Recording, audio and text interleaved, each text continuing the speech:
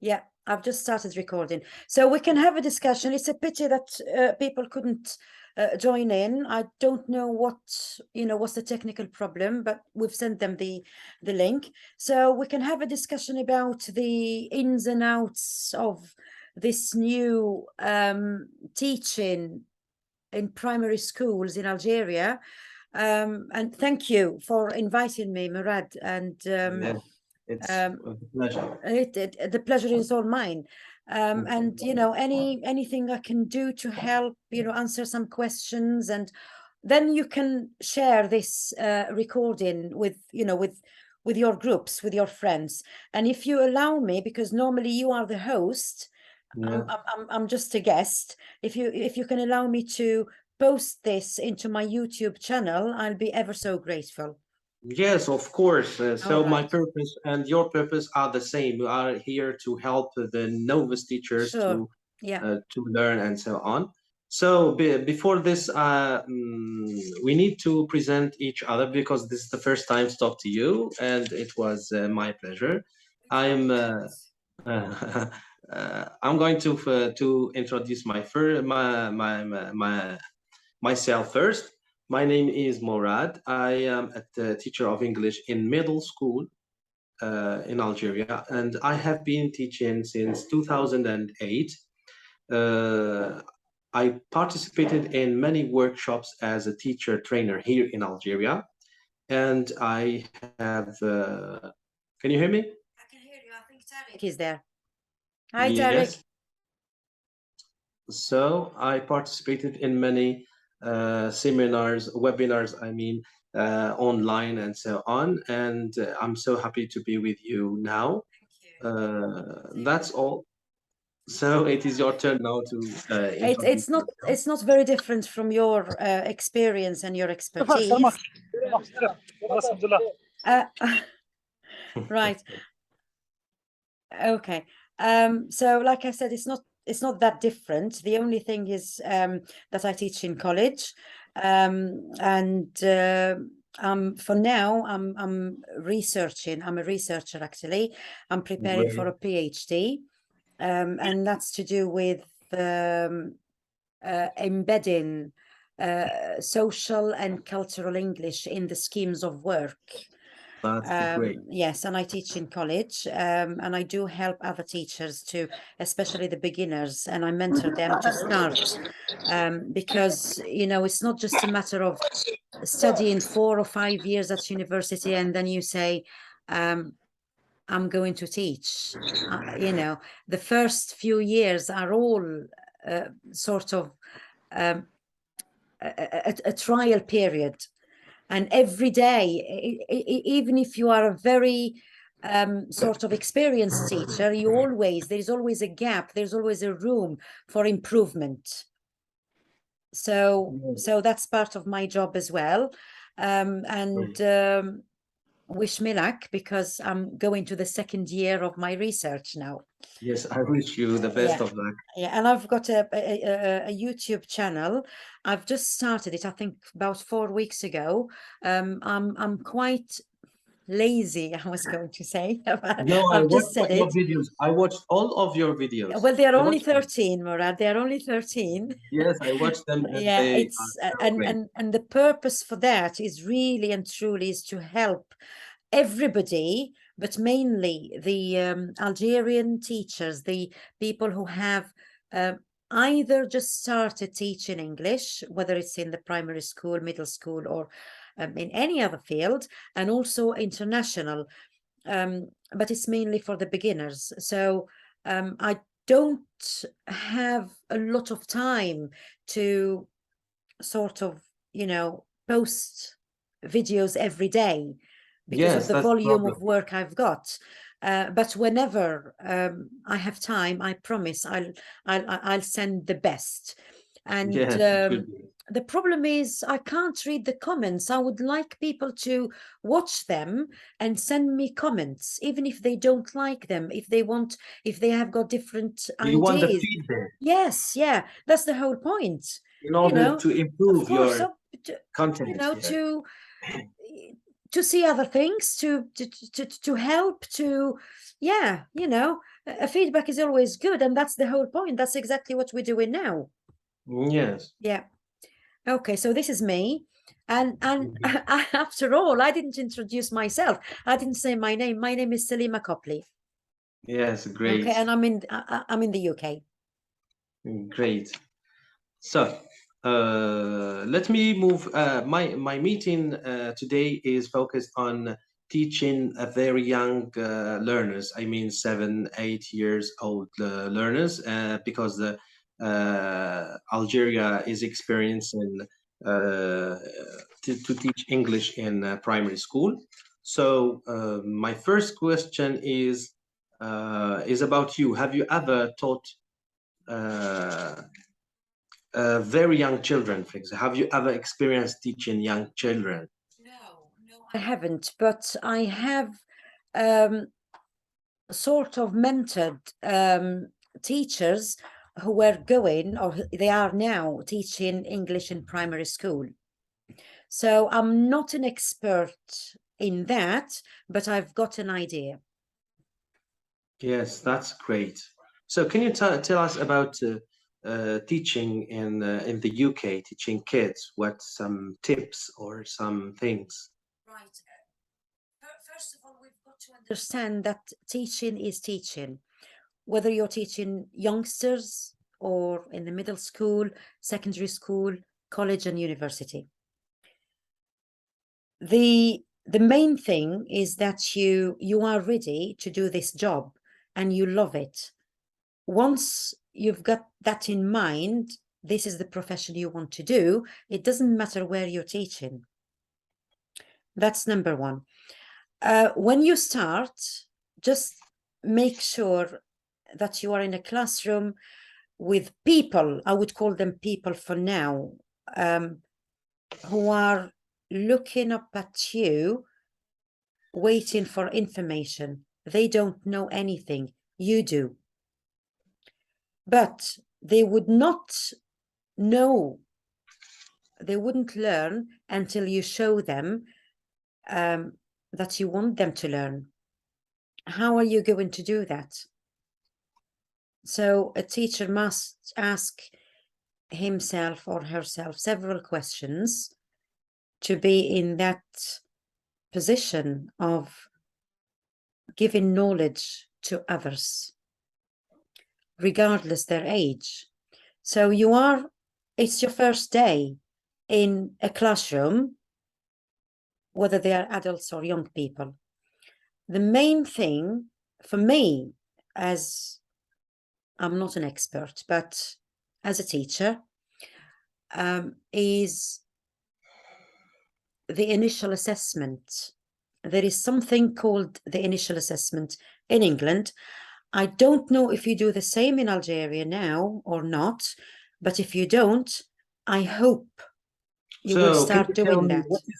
what is it? The What initial is this initial kind of assessment? test So at the beginning of the course, so I don't know if you've got a course of 12 or 15 weeks or 3 months, which is actually 15 weeks, or, you know, for a whole year, you cannot just plan a lesson as a whole. The lesson needs to be divided into small chunks. So the initial assessment is your first meeting with your students, with your learners, with your pupils, with the adult learners or the primary school learners. So if you devote that first lesson to this initial assessment, which I'm going to explain in a minute, the whole academic year goes smoothly. You benefit and equally your learners benefit. So the initial assessment is some kind of a test. You might ask me the question, yeah, but I've just met them. How can I do the test? I'm not saying an exam.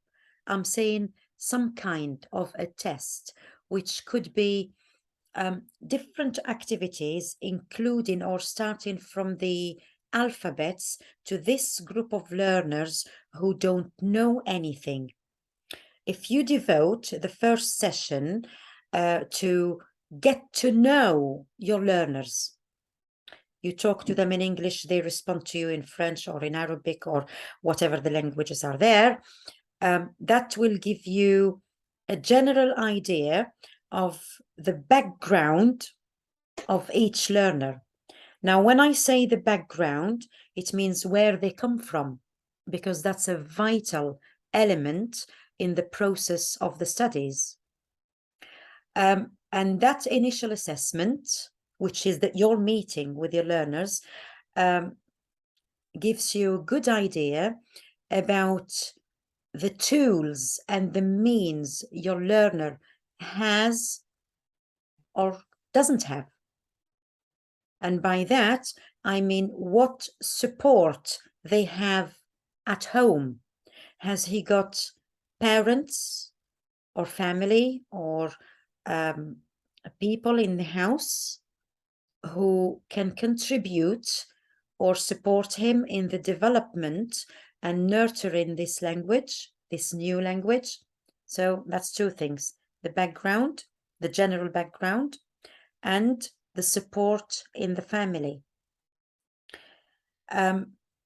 Number three, which is really important, is the needs of that learner.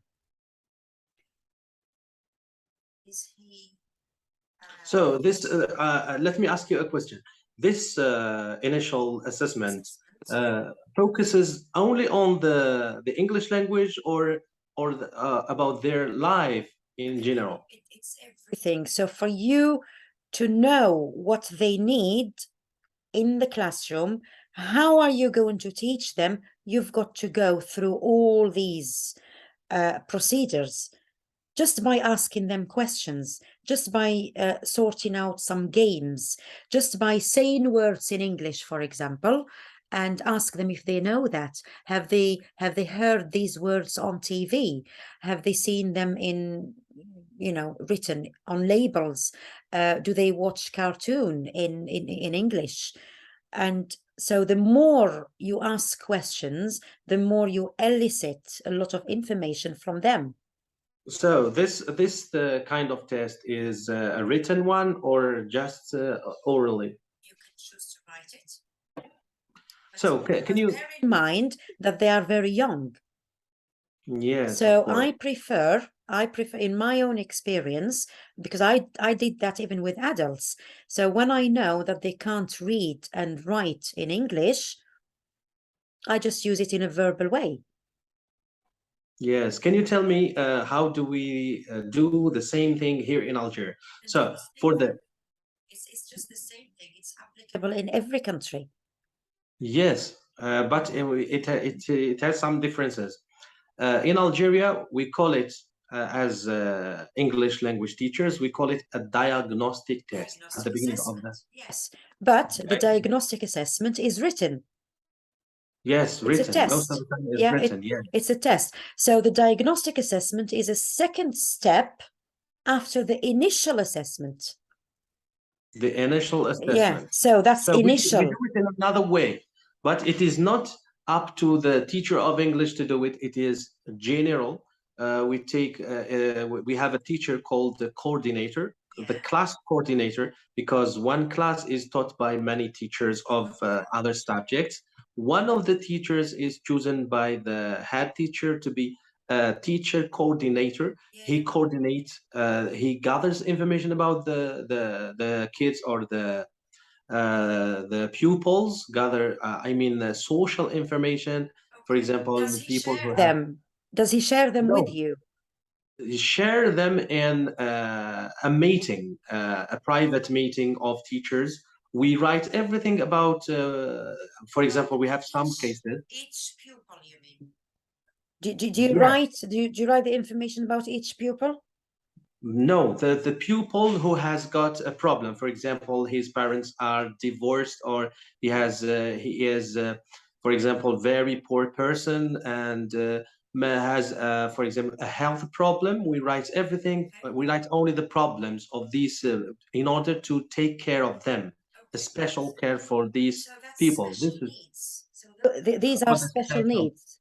Yes, and this doesn't. What about the learning needs? So the learning Everything, needs. everything. Yes, everything. Even the school things, we buy the school things for them, the clothes, everything.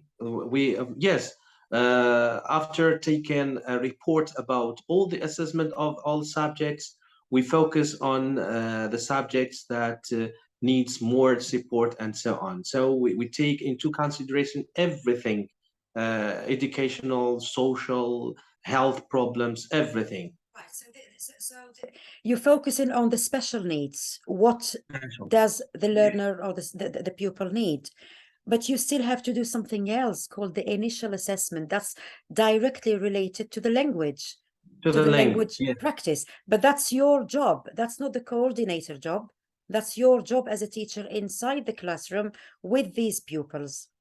So can you tell me what is the difference between a diagnostic test that we do, the written one, and your initial? Okay, the diagnostic assessment is some kind of an exam. It's a test to see whether The level. the level of the learner. Yes, Yes. but that doesn't tell me anything. For me, I don't believe in that, because Yes, yes. I'm testing the learner now for an exam that he's going to take in 3 months' time.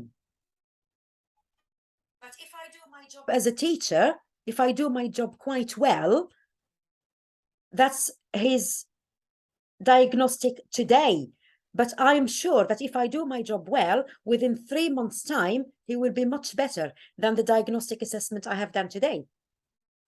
Otherwise, Yes. there will be no progression. He won't make any So progress. I want to tell you what is the purpose of this diagnostic test.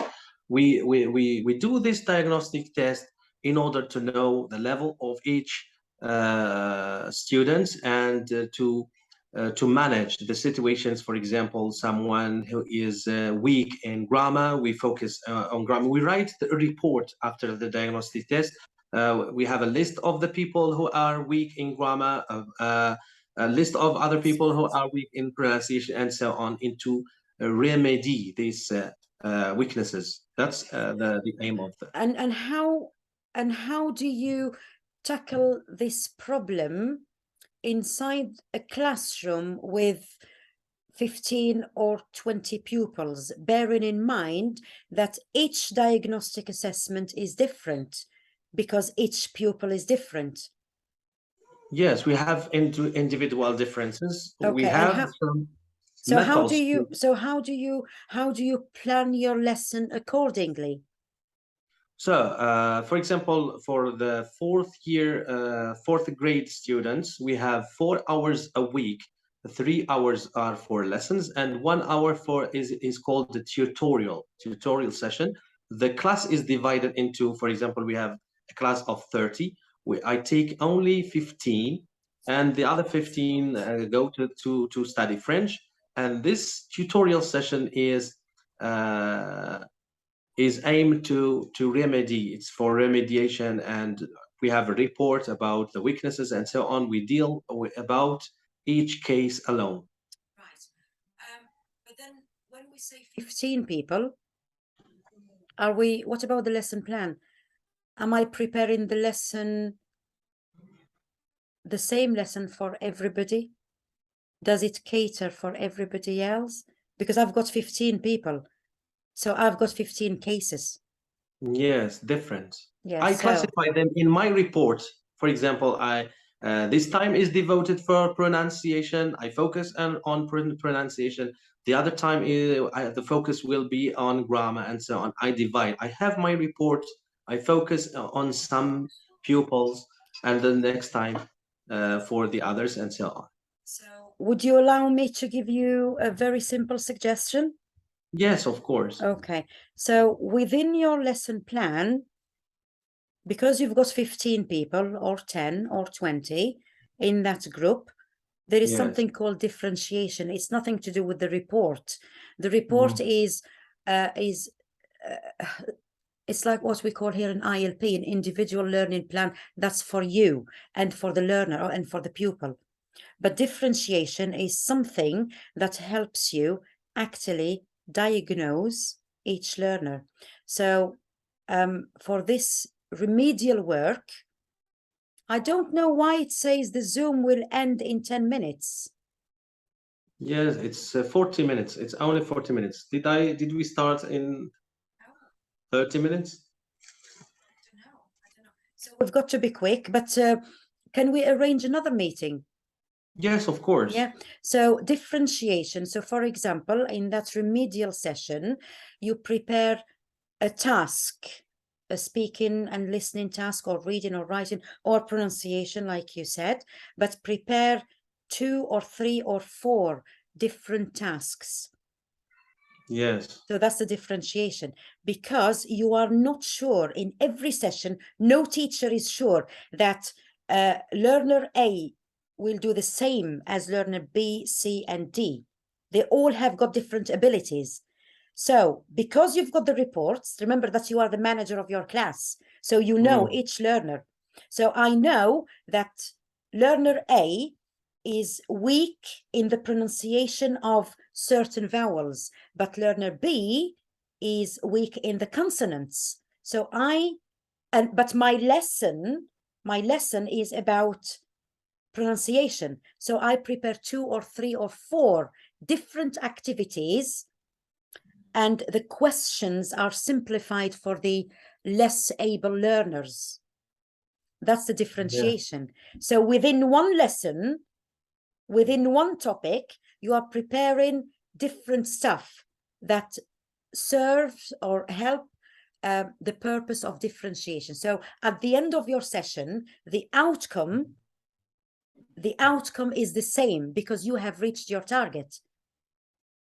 Yes. It has benefited. Why? Because you have differentiated. You didn't do a chunk of lesson and this is my pronunciation lesson. Okay, just repeat and repeat and repeat. They might just repeat, but the weaker learner doesn't understand.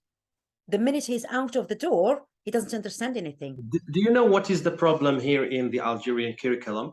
We do these ideas and we do them, but the curriculum is very full of objectives. During the COVID period, they reduce the curriculum into 50%. 50% of the curriculum, but we couldn't finish all the lessons and objectives. Too many objectives. In each session, the ideal number of objectives are 2. I would rather you have, or I have, 2 objectives and I do them and my learners have some kind of understanding. It's better than having 10 objectives and I have ticked a box that I finished my lesson. That's not my purpose. But we are not free to do whatever we want. It is imposed on us from the ministry. We have to finish a number of objectives in a short period of time. Simplify them. You cannot simplify everything. Sometimes you skip some lessons that you know that they will study the next year, or they don't need it in their, for example, in their exam. And focus on what is required of you to do and leave the rest for the remedial lessons, for example, because that just seems too much. And remember, these are only little children. It's too much for them. Yes, it's too much. 50%.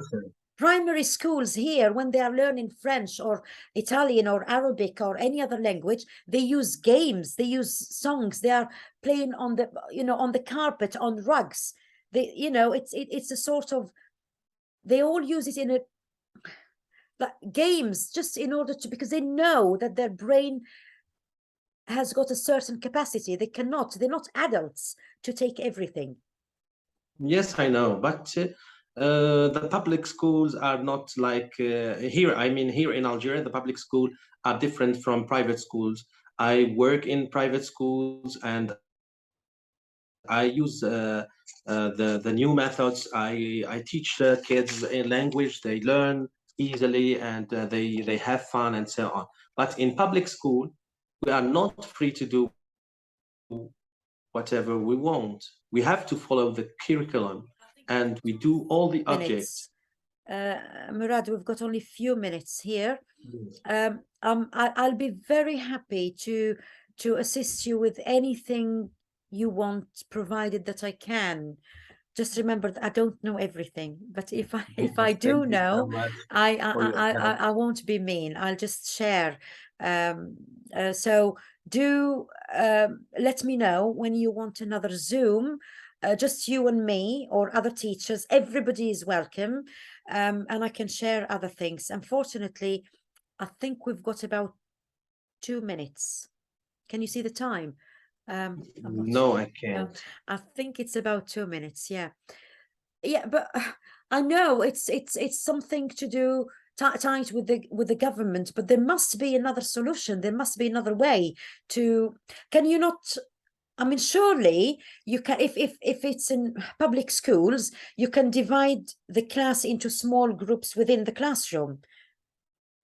That's impossible. Why not? No, because you have many pupils. Yeah, okay. So 30 people or 40, you can have, because I imagine that the classrooms are quite big.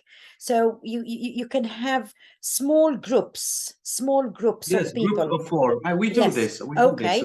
And Groups of four. Yeah. you sort of do some kind of kinesthetic work with this group, some kind of theory with that group, and another, and then they start exchanging and do Yes, we some do kind of, this. yeah. We use group works, but in order to finish the program, we cannot use it often. For example, we use it once a month, for example, or once a week. I cannot use it in all my lessons. Because they are acquiring a second language or a third language even.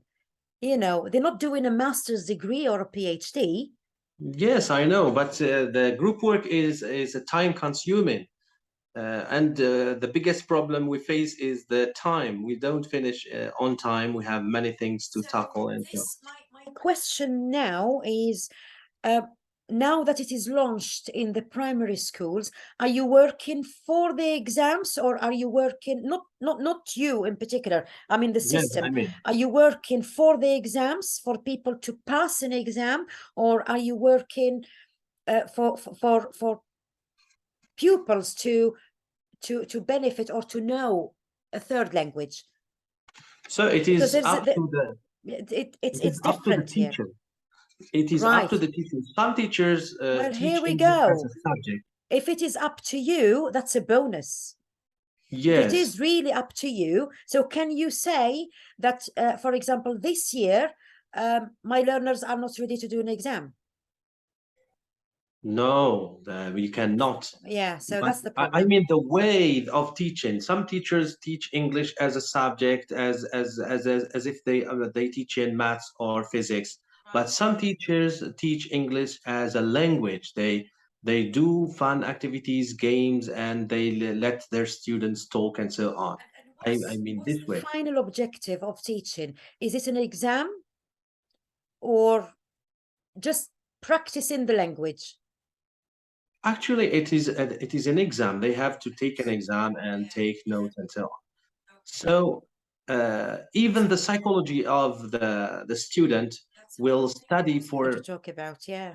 take marks, not to. You find, for example, in a class of 40, you find only 5 or 6 students who want to speak language, but the others, yes, are seeking just for the mark. This is another problem. Yeah. What shall we do? We don't have enough time now. I think we are coming to the end of this Zoom. Anyways, we have to keep being positive, because there will be solutions. And I work every day, and especially with my research now, it's really, really, intense. But I am all yours Thank you so much. on Saturdays and Sundays, provided that it is not very late in the evening, because I Yes. wake up early in the morning. So if you and your colleagues would like another meeting, I'm not saying I'm helping you, but you are helping me as well. We are sharing We're with sharing all the each other. information. Yes, we're helping each other. So thank you very much for